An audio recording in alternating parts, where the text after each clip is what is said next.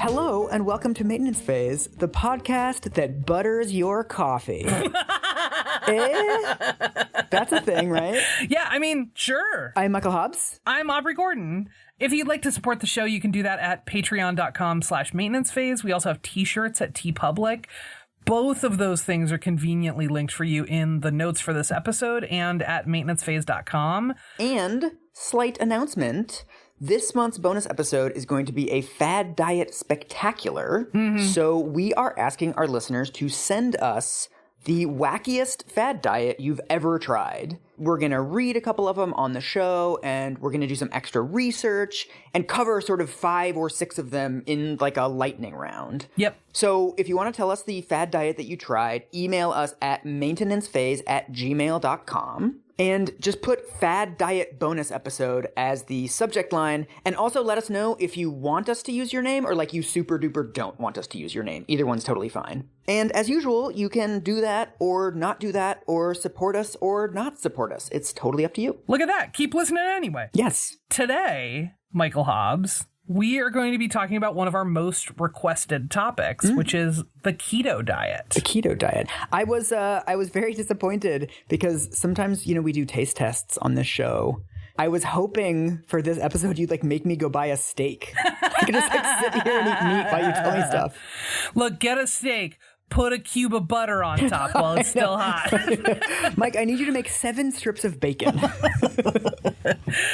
I will say, before we dive in, heads up, this episode, it's going to be really difficult to talk about this particular diet without talking about calorie counts, tracking macronutrients, and that sort of thing. So if that's something you're not up for, this would be one to skip. And if it's something you are up for, welcome. If you're not up for hearing conversations about bread, this is the episode for you, because we're going to have 0 carbohydrates in this entire episode. So, Mike, tell me what you know about the keto diet. Very little, honestly, because I've ignored this entire thing because it's just the Atkins diet again, isn't it? It's like a much more restrictive version of the Atkins diet. The Atkins diet, famously easy to live on in the long term. So, yes, it is like the Atkins diet and like Ed McMahon's diet book and pretty much all the diets that we talk about fall into a handful of categories. One is low fat, which has heavy overlap with low calorie. There's another category that is low carb diets. There's another category that is like cleanses and sort of crash diets that are designed to be very short term. And then there's another one that is just like restricting food groups like nightshades or restriction based on things other than macronutrients. Right. There are only 4 diets. But they all have utterly bananas origin stories, and that is what we're going to get today. What is your relationship with the keto diet? I've done the keto diet. Have you really? I sure have. It's real hard. And my experience bear out what I found in the data, which is like any fucking diet, it works for as long as you do it. So where are we starting? Walk me through this tale of low carb woe. So the keto diet is high fat, low carb, and limited protein. Wait, what? Yeah. Why? I thought bros were all about high protein. Gains, bro. Wait, so what foods is that? It's high fat but low protein? That's you can't do eggs or nuts, right? It's high fat, moderate protein. Okay. You're basically limiting your protein and getting as close as possible to eliminating carbohydrates. If you know anybody who talks about tracking their macros, chances are they're doing that for the keto diet. I don't know anybody who's doing that because I don't know anybody because I haven't left the house in a year. Good for you. So the classic keto diet is a 4-to-1 ratio. 4 parts of your diet should be fat, and 1 part of your diet should be a combined protein and carbohydrates. Okay, give it to me in Denny's. If I walk into a restaurant, what am I ordering if I'm on the keto diet? Probably coffee with butter in it. Okay. You're probably doing eggs. They have protein, but they're also pretty significantly fatty. And maybe you get a side salad. Maybe you get 2 or 3 berries on the side. So moons over my hammy, but no hash browns and no toast. Yeah, that's right. Okay. Vegetables are carbohydrates, so you're also restricting the kinds of vegetables that you're having. What is the meat situation? Am I just eating like a ton of sausage? You can eat quite a bit of sausage. I mean, it's mostly like people eat a lot of cream. They eat a lot of butter. Okay. Because of the way that the diet is sort of functions, people end up eating a lot of what are called fat bombs. So like you keep trying to get like shoehorn more fat into your diet. It does sound harder than the Atkins diet because in the Atkins diet, you only had to remember one thing, like no carbs. So it's like have a Big Mac, but take off the bun. Yep. Whereas with keto, it seems like you're trying to maximize fat. And then, like, it's okay to have little bits and pieces of other stuff. It just seems like there's more of a sort of like 3-dimensional calculation going on. Absolutely. So, like, there are some sort of mnemonics and some devices that folks come up with to help remember all of the rules about keto. So, like, one of the big ones is folks will talk about, like, only vegetables that grow above ground, no root vegetables, no onion or very limited onion. No squash, even though that grows above ground, no like winter squash, right? Leafy greens are okay, but you do have to be careful about which ones you do. So like Brussels sprouts, for example, are kind of like a yellow light food. Okay. But like spinach is fine. It's confusing, frankly. This sounds hard. I have to learn how plants grow. I'm not doing this. People can sort of like do keto in this way that is like very like lots of salads, veggie heavy. They can do it in a way that resembles other weight loss diets. There's also a way that folks can do it that is like, I eat a bunch of keto branded bagged foods. I'll have bacon. I'll wash it down with diet soda, like that whole thing. Oh, yeah. That is something that folks who are keto devotees will refer to as dirty keto. So they're like, you're technically doing it, but you're doing it wrong. I love it when diets start engaging in weird gatekeeping. As soon as you create something, it's like all of a sudden you have to say like, you're not doing it right. Like that's the first thing to happen. Yep. Well, I mean, like we've also talked about this, that quite a bit of sort of the social aspect of dieting is like a performance of like, this is the kind of person I am, right? Yeah. It's like vegan YouTube. So the goal of a ketogenic diet is to enter ketosis, which is a real thing. It's the state in which your body burns fat for energy instead of burning glucose. And this is where the protein restriction thing comes in. Oh. Amino acids in proteins, especially in meats, can be converted into glucose and can sort of upset that balance. That's why it's so important to limit the protein part. And that's also a part that many people who are sort of casually on this diet don't do. I don't know that I have a good understanding of what ketosis actually is. Isn't it like your body going into like basically a starvation state where it starts burning fat? It's really wild. I have a quote for you from today's dietitian. Give it to me. Quote, essentially, the ketogenic diet promotes a pseudo-fasted state. After 3 to 4 days of fasting or following a very low carbohydrate diet, the body, deprived of dietary sugar and starch, reduces insulin secretion and switches to primarily burning fat for fuel. The resulting overproduction of acetyl-CoA leads to formation of ketones in a process known as ketogenesis. Whereas the brain can't use fatty acids for fuel, ketones can cross the blood-brain barrier, providing fuel to the typically glucose-hungry brain, as well as to other tissues. The transition to physiological or nutritional ketosis usually takes about a week. So it's basically you're depriving your brain of carbohydrates, which it usually needs, and then your body, in response to that, starts making this other kind of brain food called ketones and starts feeding that to your brain. And it takes about a week to sort of transition. Yes, absolutely. Okay. And it's not enough to have some ketones in your blood. You have to have a critical mass to get to ketosis. That's why there's this like extraordinary restriction of carbohydrates. You're having less than 1 slice of bread a day. Okay. And you're just having a ton of fat, as much as you can. Do you think that when you were on the keto diet, you got to ketosis? I thought so at the time. Now, knowing what I know about this diet, like they'll sell these ketone strips that you use for urinalysis. What? Yeah, so you pee onto these strips to tell you how many ketones there are in your urine. What I've read from the research is like, that isn't actually a measure of anything, because you shouldn't, like, it doesn't really matter if they're present in your urine. It matters if they're present in your blood. So the only way to really test for that is with a blood test. Okay. And most people don't get blood tests, and most people kind of fudge the diet because it is so extraordinarily restrictive. So what ends up happening is that folks are maybe in ketosis, probably not, and are just eating a shit ton of very fatty foods. You know those photos that aren't photoshopped, but they look photoshopped? Yes. This sounds like a similar thing where, like, I know it's not fake, but it sounds fake. Like, there's these magical ketone elves in your blood, and they're feeding your brain. Like, it sounds like something from, like, the Never-Ending Story. I feel like a YouTube commenter on all of this. Just like, fake, gay, like... So, do you know where the ketogenic diet comes from? No, none whatsoever. It does not come from weight loss, not by a fucking long shot. The ketogenic diet was developed as a modified form of fasting. That's where the sort of pseudo-fasted state comes in. And it was developed in order to treat epilepsy in children. Oh, interesting. So fasting since like ancient Greece for like hundreds and hundreds of years in many societies, fasting had been used as a treatment for epilepsy, and it seemed to work, particularly in children. But the challenge with that treatment is epileptic people still need to eat.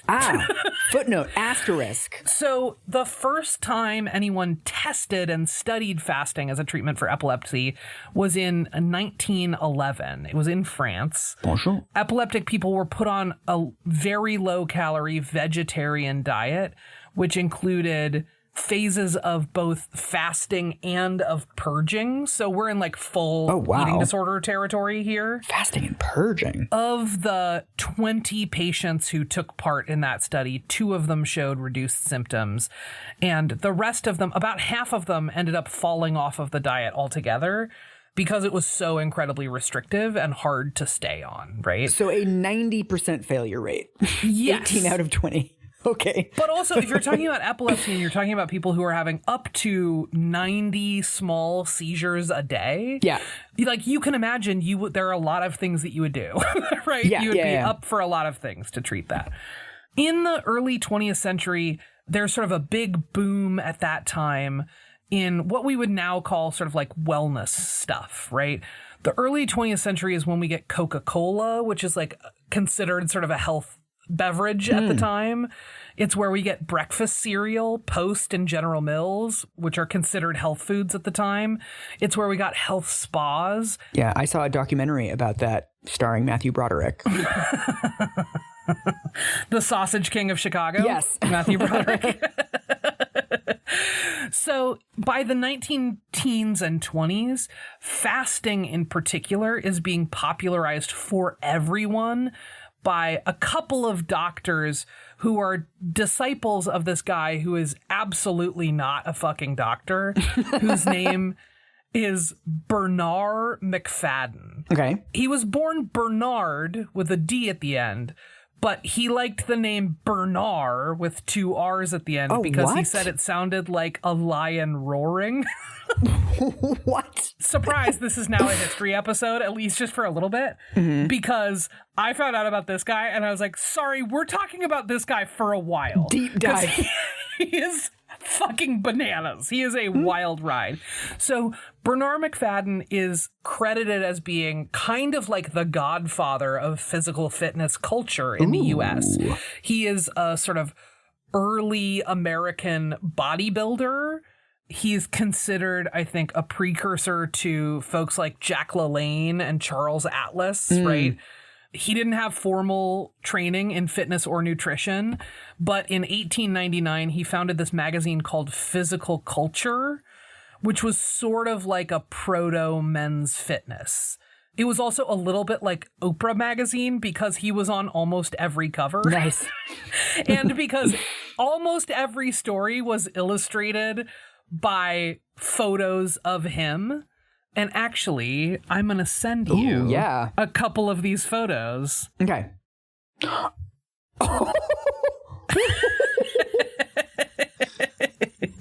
Oh, wow. Okay, so you sent me the one where it looks like he's wearing a diaper first. I feel like you did that on purpose. I mean, they all look like he's wearing a diaper. Oh my God. He's wearing these like weirdly high-waisted like underpants, basically. So we've got a photo of this white dude who looks to be in his like mid 40s or something. Yep. And in one photo, he's wearing a sort of a jockstrap thing, but it's like a jockstrap with a girdle. So it goes up almost past his belly button, and it's sort of holding his waist in, and then his junk looks upset. Like it's all packed in there. And then in the other one, he's wearing what really looks like an adult diaper. Yep. And he has a sort of like Joe Pesci kind of look to him. He does have a Joe Pesci look to him. I can also tell from his proportions that this is a short king. It's also a really interesting look, I think, at sort of like what are the muscular ideals at the time. So he's like a dude who has, I would say, fairly muscular legs, fairly muscular arms, not really pecs. Yes. And sort of a little bit of abs. It's also, the beauty standards for men are so fascinating because they've grown up around sort of the invention of fitness culture and the invention of gyms.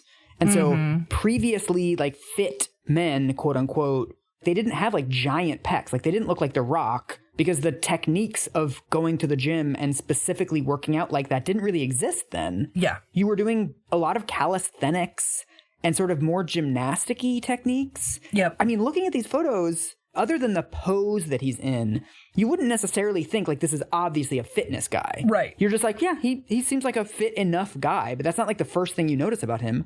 The first thing you notice is the diaper. Yeah, this is the pre-He-Man era Yeah. of like men's musculature. So what I'll say about McFadden, I have so many things to say about this guy. He started this magazine, Physical Culture. He then started one called Sport, which was kind of like a proto Sports Illustrated. Mm-hmm. And he had the wildest fucking takes. I have a quote for you from Money magazine, if you're ready to hear it. Do it. McFadden remained obsessed with health, both his own and the nation's. He eschewed coffee, alcohol, tobacco, white bread, hats, bad for the hair, and often shoes. He opposed vaccines apparently due to a bad experience he'd had as a boy and expressed nothing but contempt for the medical profession, which returned the compliment. He was a big believer in fasting, milk drinking, high fiber food, lots of chewing, sleeping on hard floors, and of course, Bernard McFadden. By following his own advice, he believed he could easily live to 125. There it is. Possibly 150. I feel like some of the people that were taking his diet advice should have been like, wait a minute, this guy is against shoes. Maybe some of the other stuff that he's saying also isn't super credible. Hats are bad for your hair!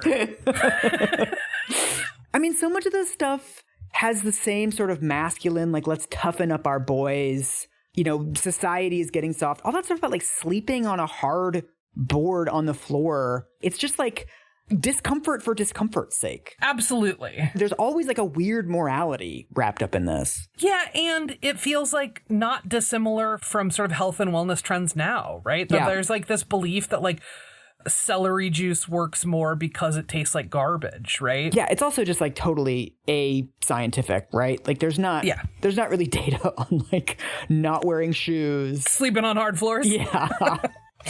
Well, although we did get those toe shoe running shoes God. 10 years ago. Do you remember those? Dude, the worst date I've ever been on, I made the mistake of criticizing those shoes. And then I got a 15-minute monologue. Uninterrupted. Wait, what was the headline of the monologue? They're good and you should shut up. So, in addition to all of this, he ran a little sort of wellness empire, including a chain of what he called healthatoriums. Oh, nice. Where people could go and get trained up on his like real garbage health takes. He opened one of New York's first vegetarian restaurants, which included a bunch of raw food options. He started a couple of sort of military style boarding schools focused on physical education, and they were advertised I believe in the New York Times, using the slogan, "To meet the needs of a nation at war." Was it MEAT? To meet the needs? That would have been lit. So basically, McFadden and a number of other sort of like health and wellness dudes, they're all dudes, are promoting fasting as being generally a healthy thing to do as much as you can.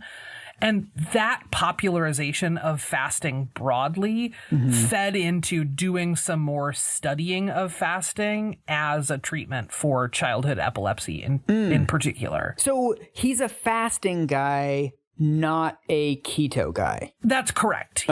He's a fasting all the way. He's like, just stop eating food and you'll live to 150 is essentially his vibe. Okay. The initial sort of theory behind why fasting worked for childhood epilepsy was that it caused dehydration. That sort of got disproved. Then they thought maybe it was acidosis, which is increased acidity in the blood.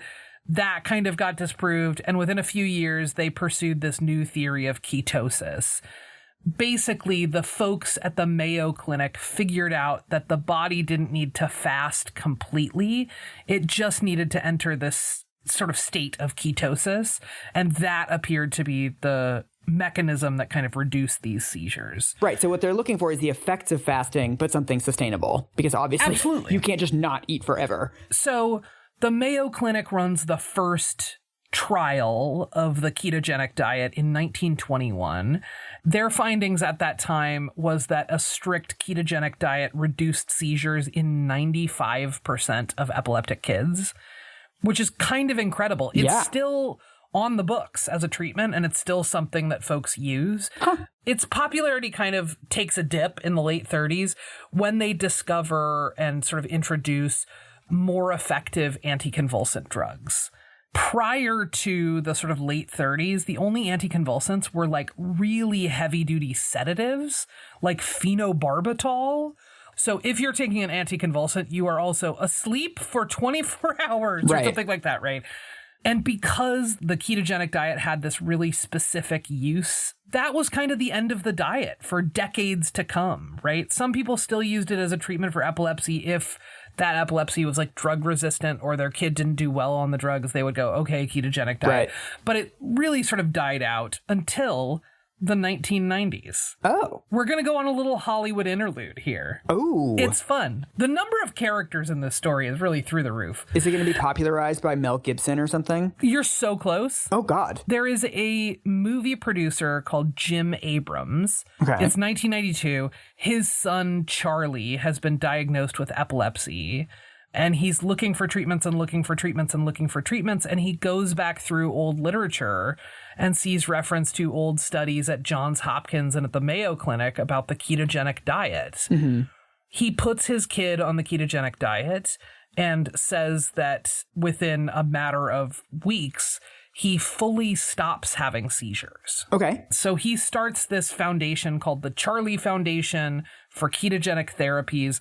Around this time, because of who this guy is, who's like relatively prominent, Dateline does an episode on the ketogenic diet as treatment for epilepsy. Oh, no. And there's quite a bit of public interest in response to that. So Jim Abrams, being a movie producer, does not stop there. He directs a movie about his family's experience. And that movie was Lethal Weapon Part 4. So in February of 1997, ABC airs this made-for-TV movie called First Do No Harm. Okay. I'm not going to say anything about it. I will just say I live for a trailer for a 1997 made-for-TV movie. Oh, yes. And you and I are going to watch one. Oh, please give it to me.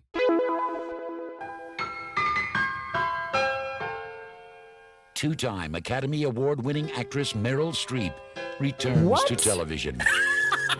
In a film directed by Jim Abrams. Quick, something wrong with Ronnie!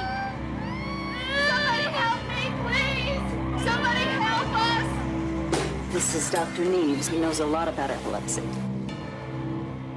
Epilepsy? When modern medicine can't find the answer. Maybe he's gonna die. How much suffering would you endure? He's in status epilepticus. You run an overwhelming risk of permanent brain damage, even death. That's the choice? There's something wrong here. There's something really, really, really wrong. How far would you go? Ma'am, excuse me? Do you know what would have happened if he hadn't stopped you? I'm his mother. The institution can petition for legal guardianship of any child whose interests and well-being they feel aren't being served by his parents. Well, what if I feel that his interests are not being served by the institution? I've been doing some reading and I've come across a treatment for epilepsy. She needed an answer. They took 58 of the sickest kids, put them on the ketogenic diet, and almost a third of them had their seizures go away. There's absolutely no scientific evidence this diet works. I'm just doing what I think is right. What she found I think he's coming back to us, Dave. was a miracle. First, do no harm. Okay. Tell me your reactions. I have never said something like this cancelable on the show before, but Meryl Streep is not good in this. She seems like she's bad at acting in this, and I don't know why. I will also say I feel very uncomfortable. Allison Janney is a mean doctor. Right? Very into Loving Allison it. Janney being in this. So here's the interesting thing about this is that there's this whole through line of like modern medicine doesn't have the answers and blah, blah, blah, blah. And it's like, no, this was medically studied. There is evidence. Right, it's weird because they're saying there's no evidence for this, but what she's holding in her hand, the piece of paper, is literally evidence. It's a study from Johns Hopkins. Right. Clearly, this is like a deeply, deeply, deeply personal project for Jim Abrams. Yeah. I have no concept of what it's like to be a parent to an epileptic child, and I have no desire to like dunk on that. Here's what I will say is a little bit funny about the background story here. Jim Abrams is not at this point known for writing and producing and directing dramas. He is known for writing and producing and directing comedies. Oh, is he Zucker and Abrams? You got it. Did he do Airplane? He wrote Airplane, Top Secret, The Naked Gun, Yes. Hot Shots Part 2, and Scary Movie 4. I didn't know it was that Abrams. Oh my God. Uh-huh. Also, Meryl Streep, in The Performance of a Lifetime, was nominated for a Golden Globe and an Emmy for No this way. performance. Okay, I'm clearly incorrect about my read of the situation from this trailer. I mean, I will say, okay, circling slightly back to not wanting to dunk on people who are like trying to do the best for their kids. Yes. Like, it seems like what he's done is totally understandable. Yeah, totally. But then sort of it seems like the issue here is when these stories get turned into TV-ready, Meryl Streep-ready narratives, then it's like they have to play up all of the conflict. Like they have to make it seem, for the sort of third act triumph, Right. They have to make it seem like the entire medical establishment was against her and they were going to put her kid in jail and like take him away and like play up the degree to which the medical authorities were opposed to it. Those kinds of, triumph over medical adversity stories end up getting into the public bloodstream and just planting this idea that like doctors don't actually care what's best for their patients. Right. That plus mean Dr. Allison Janney really feels like a real, now that's what I call maintenance phase kind of moment, right? Where you're like, doctors are mean and they don't care about you and you got it, like, you know best. Like, they don't know shit. Right. It didn't feel like this was like a thing that had happened and that he was sort of documenting in this way. It felt like we need a plot for this movie that is more than I did some research and I found this and it worked for my kid. Yeah. Essentially, what happens from here is that this leads to this major spike in research around the ketogenic diet as treatment for epilepsy. So there's a study that comes out in 1998, once again from Johns Hopkins University. They published an update in 2001. This was a larger study. There were 150 participants.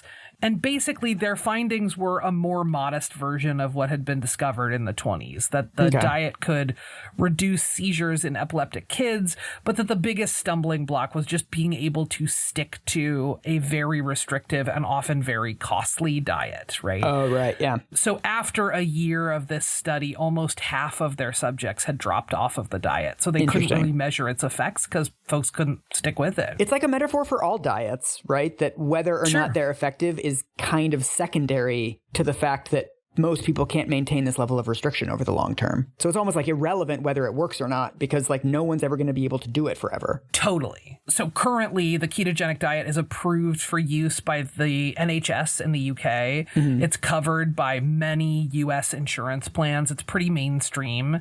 Although it's usually these days considered sort of a last resort for kids with drug-resistant epilepsy, that sort of you get to drugs before you get to a dietary sort of fix. Right. They know that it works, but they don't know why it works, and they don't know why it only works for some kids, like why it isn't sort of universally applicable. It's like, why do some people fart on Olestra and some people don't? Basically. It's exactly like that. Yes. Mike. Thank you. I needed that to help me understand it. Here is where things take a turn. We've got this like, you know, the lion's share of a century, this diet has been specifically for children who have this one specific health condition. Right. And something happens where it sort of takes a turn into weight loss land. It turns out all those kids are thin and fit, looking amazing. They're ripped. Yeah, these ripped ass kids. So low carb diets had already been a thing. As you noted, we had like the Atkins diet. Dr. Atkins' first book came out in 1972. There was a big wave of popularity then. There was another big wave of popularity of Atkins in the sort of like late 90s, early aughts. There is in 1976, there's another low carb diet comes out called the Last Chance Diet, which is a real creepy name. So this is a quote from Men's Health magazine. In 1976, a ketosis leveraging method called the Last Chance Diet took off. Its rule, you drink a fat and protein-rich concoction until you lose your desired amount of weight. Oh. The diet's creator, osteopath Robert Lynn, sold $40 million worth of his elixir. But you were also supposed to have a physician's supervision to ensure that you were getting the necessary vitamins and minerals. Few people did. Robbed of minerals, your body can't perform certain functions, like sending electrical impulses to your heart. Oh. As a result, the Last Chance Diet contributed to the deaths of at least 60 people. What? The fallout included new regulations, a negligence lawsuit for Dr. Lin, and research on ketosis being banished to academic Siberia. Whoa. Well, yeah. You kill 60 people. People aren't going to cite your publication, Chad. Totally fucking wild. The entire paradigm of that is ridiculous. Drink a shake until you reach the desired weight. Okay, great. Then what? Right. You're going to go off the shake and you're just going to gain all the weight back because that's what bodies do. Or you're going to stay on the shake and you're going to die. And you're going to die. Like, fuck, dude. Those are your options. There is this sort of like false economy of like thin people thinking that the mechanisms to lose 10 pounds and the mechanisms for fat people to lose 100 pounds are sort of the same. So they're like, you just do it more, right? Right. So because of that kind of facile logic, which like I get how folks get there, there's also like, I would bet you money that a lot of the people who died were fat people, right? Right.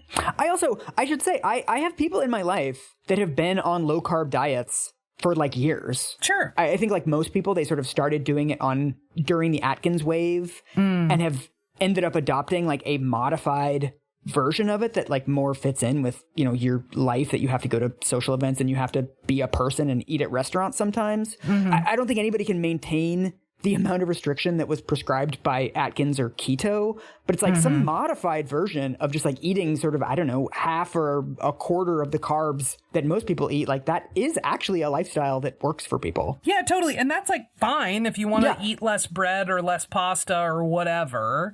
Of course, like eat however you want, eat whatever you want. Yeah. I mean, like the number one sort of gateway into disordered eating and full-on eating disorders is diets. So like that's the other thing to know is I think people have this idea that like a diet is just sort of a benign thing that you do for a while and that there aren't really consequences to it. And as we will see, like there are really significant consequences to diets broadly, but to this one in particular. Right. Fucking tread lightly. Tread lightly, everybody. Especially when we're talking about kids. Yes. I don't know. That's always the scariest thing is people, anybody under 18, but especially like littler kids. Sorry, you don't like experimenting on children? I know. Interesting. So the sort of turn into keto specifically around weight loss really starts in 2013. and continues throughout the sort of 20 teens. Ooh, we're getting to the Instagram chapter of the story. Oh, buddy, it's not Instagram. Ooh. It's actually podcasts. What? We're the real enemy, Mike. I know. Maintenance Phase comes out. Podcasts are trash. Do not believe anything you hear in your earbuds. Basically, there is a study published in Science in 2013. Mm-hmm. There's a press release sort of attached to the release of this study. And the press release says that the keto diet can, quote, slow the aging process and may one day allow scientists to better treat or prevent age-related disease, including heart disease, Alzheimer's, and many forms of cancer. Wait, this was in Science? Yep. This sounds like some Dr. Oz citation needed shit. So this, of course, shit like this catches the ear of a bunch of biohacker kind of dude bros. Mm-hmm. The first and at the time biggest person to get on board is Tim Ferriss. Oh no, as soon as you said podcast, I was like, oh, don't let it be the 6-hour work week guy. There it is, 4 hours. How dare you? Oh, is that what it is? Okay. Yeah. Do you want to say something about Tim Ferriss for folks who are, for the uninitiated, I mean, among us? I just associate him with the TED Talkification wave between 2000 and I want to say like 2015.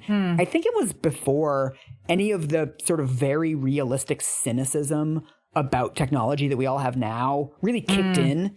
It was a time when you could just say stuff like all college will be online in 15 years or like all cars will be self-driving in 5 years. You could just say stuff like that and people would be like, yeah, that sounds about right. Tim Ferriss, whose podcast I've never listened to, and like I'm sure he's a nice guy and I'm sure he means well. He was kind of part of that wave. There just was a decade there where there was just a lot of like pop science coming out that people just bought hook, line, and sinker. Yeah, it was an era of like science telling you what you want to hear and you being like, that sounds great, moving on. But yeah, it sounds like this would very much fit into that framing because a lot of the science stories we heard at the time were very like silver bullet-ish. And something like the keto diet, like we already know what the ideal diet for humans is. We already know the way that everybody can lose weight, will solve the obesity epidemic. We have it right here. Like it just seems very tailor-made for that time and that platform. Yes, Tim Ferriss has this doctor on, Peter Attia, who makes kind of a hell of a pitch for the benefits of a ketogenic diet. A little bit after that, Tim Ferriss has Dr. Dom D'Agostino on, who's a professor of pharmacology and physiology. He's one of the biggest proponents even now of a ketogenic diet for kind of anybody. Oh. At that point, Tim Ferriss has about 1 million listeners each month. Oh, man. So the diet starts taking off as like sort of a weight loss thing, but also sort of like an optimization thing. Yeah. As we've said, science communications is hard. And there is a particular way in which Tim Ferriss's show kind of beefs it. Here's a quote from Men's Health magazine about the episode with Dr. D'Agostino. It says, quote, Ferriss told the story of a friend with testicular cancer who would fast for 3 days, entering into ketosis before chemotherapy. Oh my fucking God. D'Agostino, just wait for it, buddy. D'Agostino noted that anyone with cancer needs medical supervision of their diet, but also said, quote, if you put your physiology into a state of fasting ketosis, that puts tremendous metabolic stress on cancer cells that are highly dependent for survival and growth on high levels of glucose and insulin. By subtracting them from those growth needs, they can die and you could potentially purge yourself of some precancerous cells. Oh, I hate this shit. There's always this like perfunctory, like, no, I'm not saying it's going to cure cancer, followed by basically it'll cure cancer. And then if anybody calls you on it, you're like, well, I never said it was going to cure cancer. But like, of course, that's the impression you're leaving people with. Dr. D'Agostino now says cancer is, of course, like much more complicated than just like starve it of sugar and you'll be fine, right? Really? But this like particular episode is released with the title Dom D'Agostino on fasting, ketosis, and the end of cancer. Fuck. Right. So there is a pipeline from Tim Ferriss to other garbage podcasters. Do you want to take a guess? Oh, I know we're going to get a Joe Rogan appearance in this episode, You know aren't we? it! Next up! Tell me what you would say for the uninitiated. I'm thinking particularly of folks listening in other countries. What would you say about Joe Rogan? Joe Rogan is a actor, stand-up comedian, commentator guy who ended up starting a podcast and has become, I believe he's the most popular podcaster in the country. He does, I think, like 4 or 5 episodes a week. Like, he's unbelievably prolific. And he has guests on who, some of them are really good. Like, he has, like, smart people on. And then he also, like, every 4th guest is just, like, a fucking crackpot. And he doesn't, like, really push back. Yeah. He'll just have, like, Alex Jones on, who's like, yeah, like, the aliens are shooting lasers at us. And Joe Rogan's like, oh, interesting. Wow. Yeah, or like Jordan Peterson or whoever, Yes. right? Where you're just like, no, why? I know. Why are these the dudes? And also, he's very, very popular with, like, a specific tranche of dudes who are probably 18 to 34, straight, white, lean conservative, but don't necessarily identify as conservative. There's like a massive group of like this type of bro in the country who really like his show. Yeah, I would say folks who say, I don't really subscribe to a particular political party. I like to think for myself. Yeah. So according to Men's Health magazine, at this point, Tim Ferriss had 1 million monthly listeners. Joe Rogan had 30 million monthly listeners. Jesus Christ. Rogan also has the same guy, Dom D'Agostino, on, but it's the first of many guests that he has on to talk about keto diets. Some of them are doctors and researchers and other scientists, but a lot of them are like athletes and sort of biohacking bro guys, right? And all the while, you can pretend that all you're doing is asking questions. It's this built-in defense mechanism where it's like, well, we're not necessarily saying everybody should go on the keto diet. We're just dedicating hours every month to saying, well, will it improve sports performance? Will it cure cancer? And so the amount of attention that you're placing on this one very specific thing is in many ways like more important than what you're actually saying about it. Totally. So it also, I will say, is like astonishingly marketable. Yeah. Here's another quote from this great Men's Health piece. Within a year of the Rogan podcast, Orion Research estimated keto as a $5 billion industry. And because people on keto often lack nutrients like vitamin C, magnesium, and fiber, there's been a supplement gold rush for brands behind products that make staying on the diet easier. Wow, so it's a diet that seems a little bit faddish. Do we have a term for this? I wonder if we have some sort of pithy phrase that we use when diets peak in interest. I will say I did some searches for Joe Rogan keto just to see sort of what's out there. And the like top responses were keto food and supplement brands who've done some SEO being like, we're Joe Rogan's favorite keto supplement. Sure. So like overwhelmingly the responses were folks figuring out how to market their product around Joe Rogan in particular. It's also the perfect fad diet structure because it's like cleanses.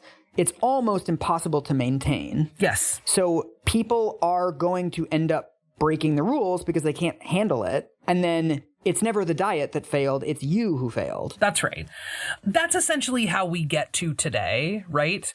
Is it becomes this big thing amongst men ages 18 to 34, which is an extraordinarily desirable advertising demographic. It sort of blows up as an industry and it becomes one of the most popular diets in the United States. Is that where it is now? Is it still, has it crashed or is it still peaking? It's still up there. But what is often missing from conversations about the keto diet, even in the research, honestly, is discussion of sort of the risks of the diet. Yeah. The laundry list of considerations is sort of astonishing. So I found a bunch of research and a bunch of popular media articles that were like, here are like 3 or 5 things to know before you go on the keto diet. All of those listed different things. And almost all of them said, you don't really have to worry because you'll be losing weight and isn't that what matters the most? Oh my God. Including in the research. Like, including researchers are saying, like, it's not that big a deal because you're losing weight and really what you need to do is lose weight. Nice. So here are the things that they're saying are not that big a fucking deal. The first one that folks do talk about quite a bit more is something called the keto flu. Is this a phrase you've heard before? No. The sort of theory is that this is sort of like you get run down while your body is figuring out how to operate without glucose.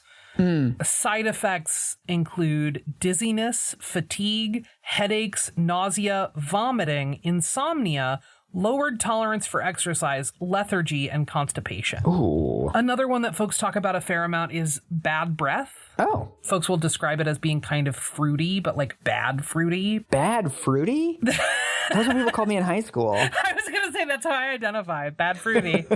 There is also a phenomenon that is mostly anecdotal, so there hasn't been research into it, but I wanted to include it because it's so gross. Thank you. You're welcome. I know what you like, Mike. And you like talking about vaginal odor. Oh, why all the smell stuff? I don't get it. There are these sort of anecdotal reports of something called keto crotch, which I hate. And that is essentially like people with vulvas reporting that they have vaginal discharge that has a stronger and more unpleasant smell. So are we learning this whole time throughout human history, carbs were what kept our junk fresh? That was it? Like now we know?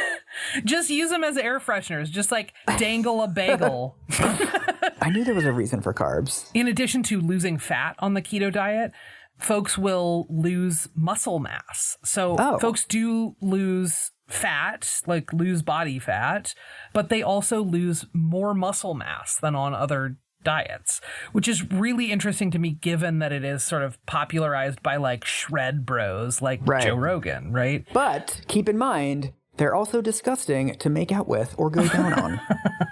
And lethargic and irritable and maybe vomiting. So in addition to all of this, the keto diet has been linked to really significant liver, kidney, and gallbladder problems because all three of those things are processing macronutrients in your body, and all three of those things can get really fucked up by radically changing how much work they have to do. So if you have any liver issues like fatty liver disease, like cirrhosis, like whatever, adding so much fat to metabolize could make those worse.